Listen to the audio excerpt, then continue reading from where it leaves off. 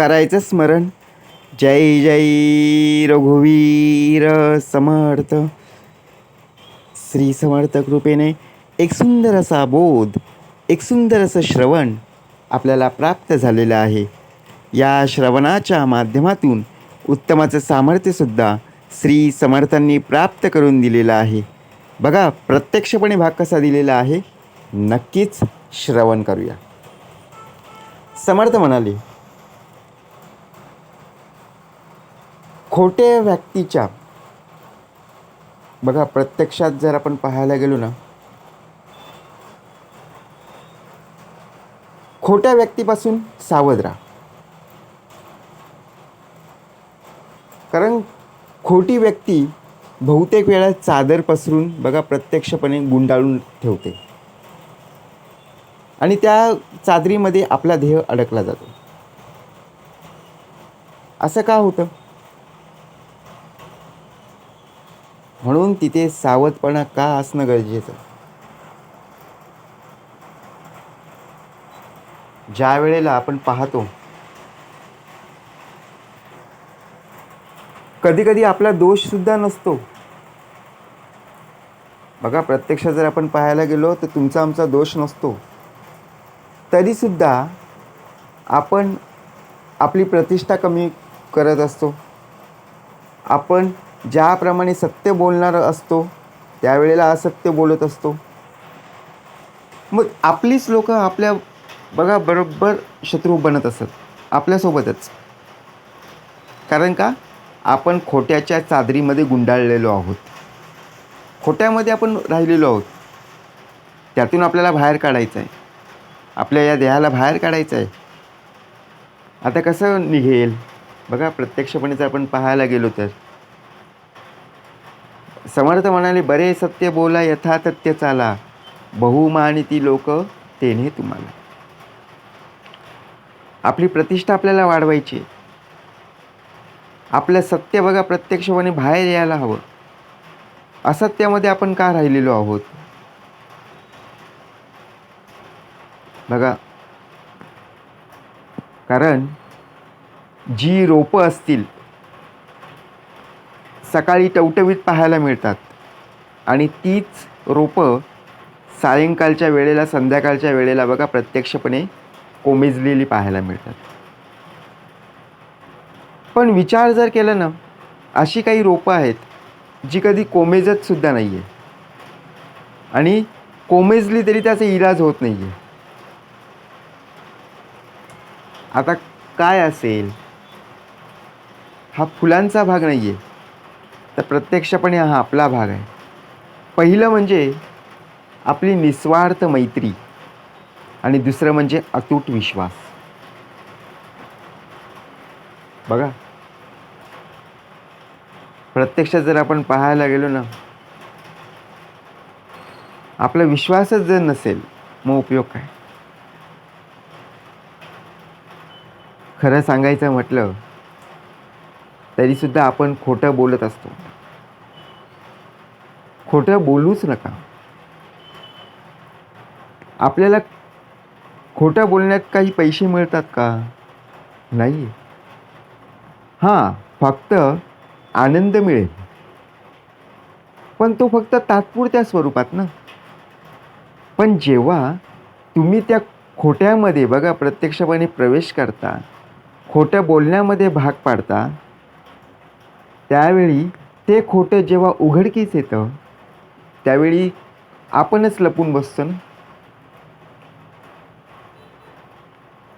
म्हणून कोणावरती विश्वास ठेवायचा आहे, कोणत्या व्यक्तीवर बघा प्रत्यक्षात विश्वास ठेवून कोणाच्या बोलण्यावर बघा आपलं मन त्या विश्वासरूपी असणं फार गरजेचं आहे. कारण बघा आपण जेव्हा लहान होतो, लहान असताना आपण एखादी घरी कोणी व्यक्ती आली ती आपल्याला विचारायची की आई कुठे आहे, बाबा कुठे आहेत.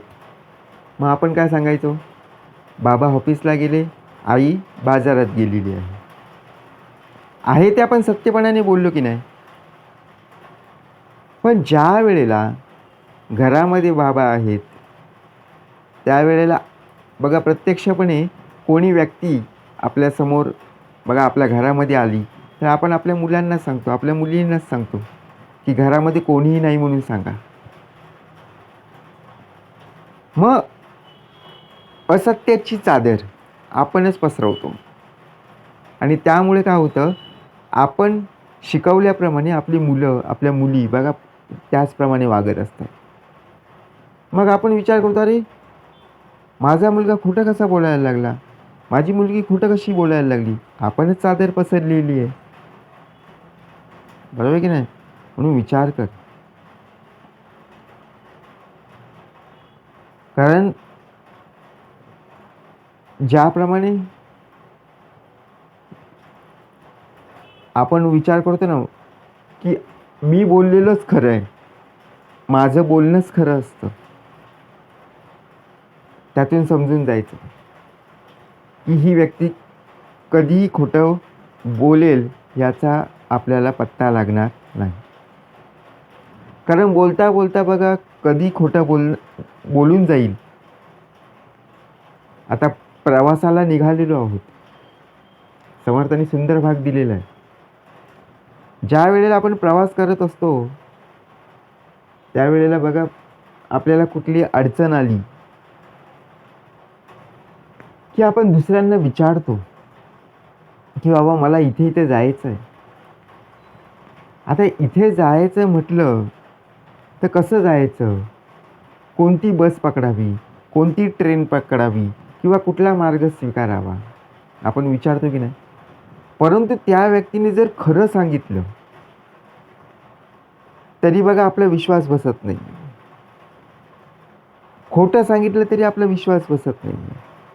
आपल्या मनात काय असतं, प्रश्नचिन्ह असतं की बाबा ही व्यक्ती बोललेली आहे, परंतु ही खरं बोललेली आहे का खोटं बोललेली आहे.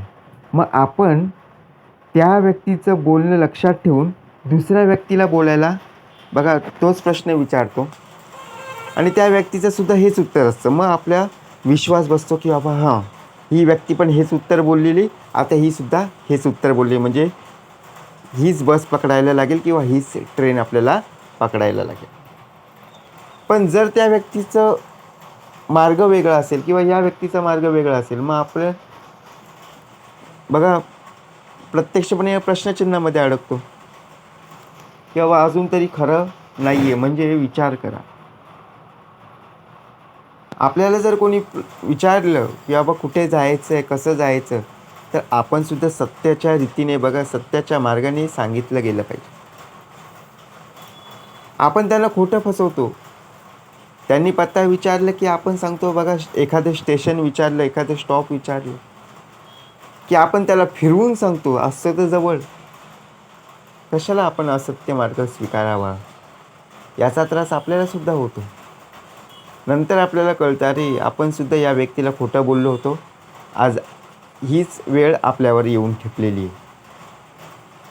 म्हणून आकर्षण हे सौंदर्याचं आणि पैशाचं नसावं, तर ते चांगल्या विचारांचं आणि माणसांमध्ये असलेल्या चांगल्या संस्काराचं असावं. संस्कार का चांगले असणं आवश्यक आहे, का चांगले विचार आपल्यामध्ये असणं आवश्यक आहे. पैशाचा गर्वपणा नसावा. बघा प्रत्यक्षात आपण आपले संस्कार टिकवावेत.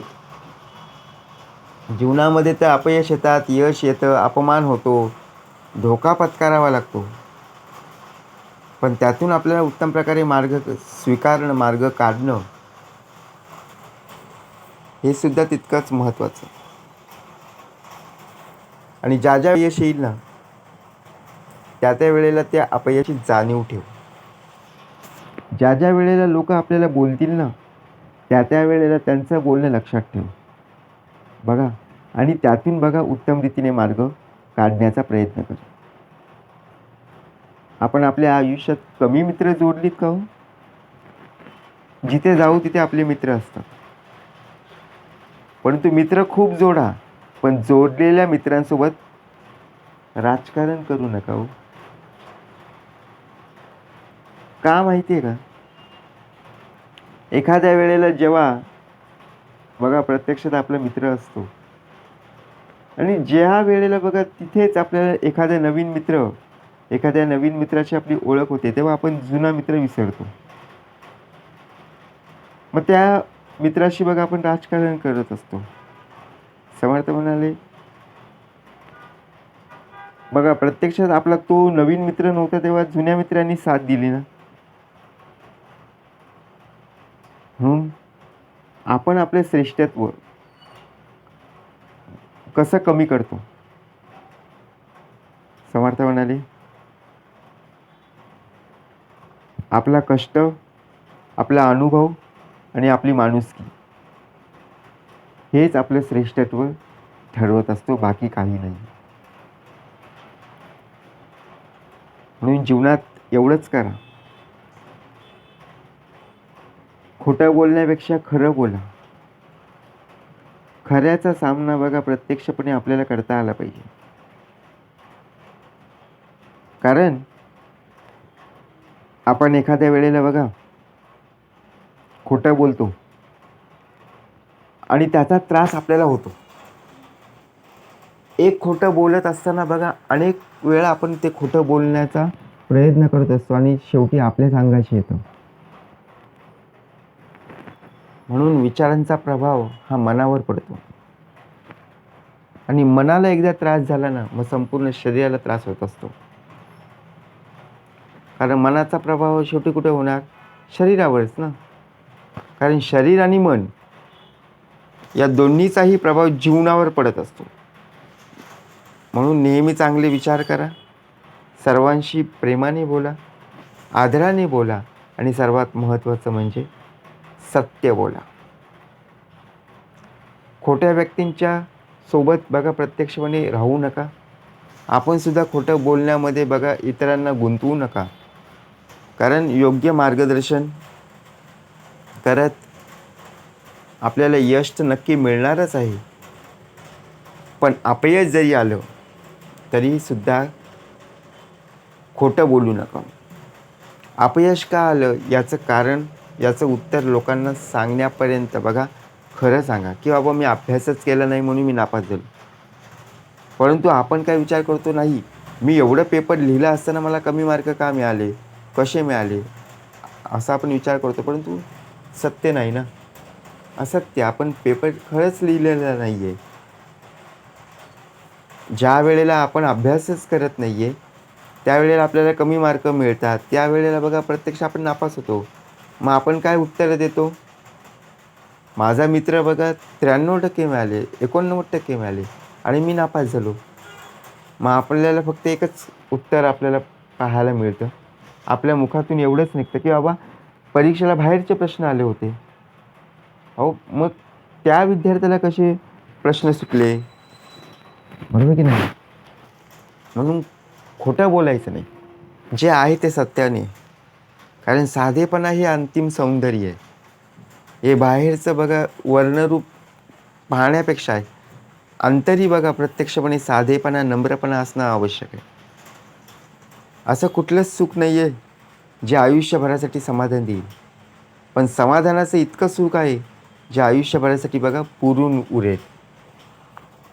म्हणून त्यांनी कशात आहे हे पाहणं गरजेचं आहे.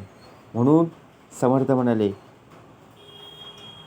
असत्य बोलण्यासाठी बघा कुठलाही मनामध्ये आपण विचार करत असतो, तो विचार न येता असत्याला बाजूला सारून सत्याच्या मार्गावर उभा राहा आणि सर्वांशी सत्याने बघा प्रत्यक्षात खरं बोलण्याचा प्रयत्न कर. कारण शेवटी सत्याचाच विजय होतो. सत्यमेव जयते. जय जय रघुवीर समर्थ.